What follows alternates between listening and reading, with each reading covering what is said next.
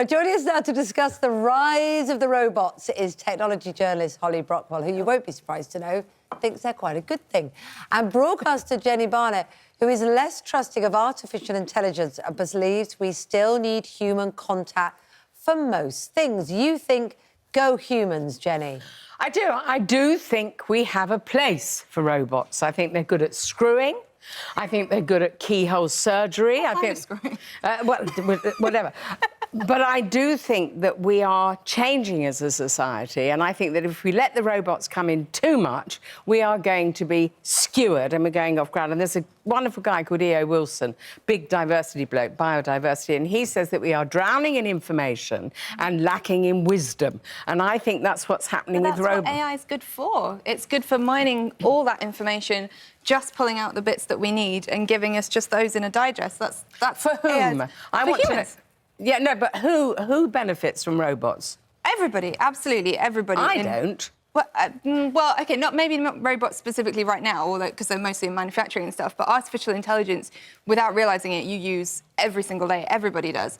It's just that there are so many applications of it that a lot of them, once the mystery... Give us some example of artificial intelligence. Your spam filter, for example. If you talk to a chatbot, you know, the customer service things where you're like, OK, what time is the shop open? And they'll reply and tell you, Siri, Alexa, all those kinds of things. But I think they are the cause of people throwing bricks at the wall, because when you pick up a robotic voice and it says, now you get the scam calls every 5 minutes at 7:45 in the morning. Yes, there are bad applications of it, definitely. I think putting them in Notre-Dame, very, very good. I think having them in a surgery, very, very good. But I think human beings need to react. And when you get a sex robot, that now you don't have to react to each... You can get a sex robot? Yes, we'll talk about it later. There are lots of them for men. There aren't very many for women yet. Somebody needs to get on that. But just talking about the human thing, that's the whole debate. And people say, well, actually, there might be some function the robot can do and make life easier when it's in manufacturing. But the argument is it can't replicate human emotion. However, you'll notice in certain...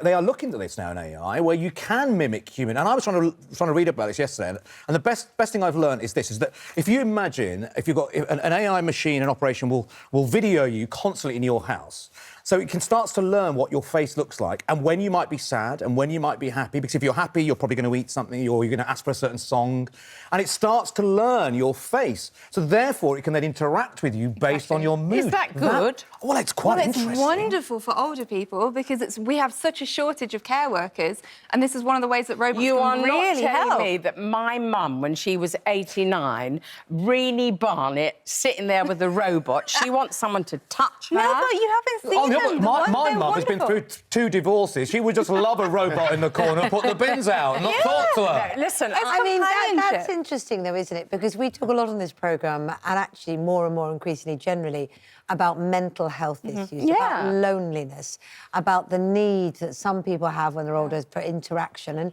And surely having something that's programmed to react to you is not that interaction, is it? That's not what we crave. It's removing it more. Well, it feels... At the moment, it feels a bit removed, yeah. I think as they improve, it will definitely help. But currently, the stuff that we've got, I mean, they're not necessarily humanoid robots. I think it's a very weird human thing to try and make them like us. It's a bit arrogant, I think. We're kind of like, we are the pinnacle of creation. Would you accept that humanity is on the cusp of something? Oh, yes. And would you accept that through the technological change, we are forgetting human beings on Earth? I mean, I'm not even happy... What's so great about humans?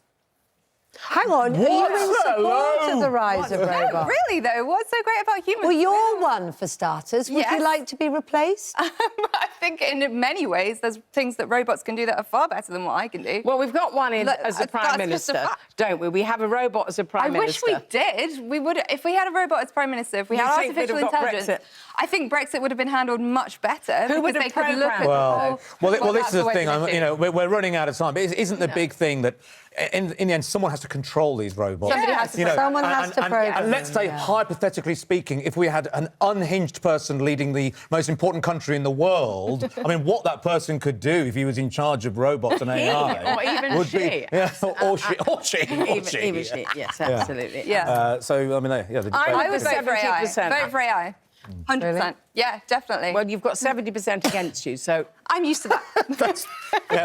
That's a great way to end the debate. Just stick your tongue out. A robot couldn't do that.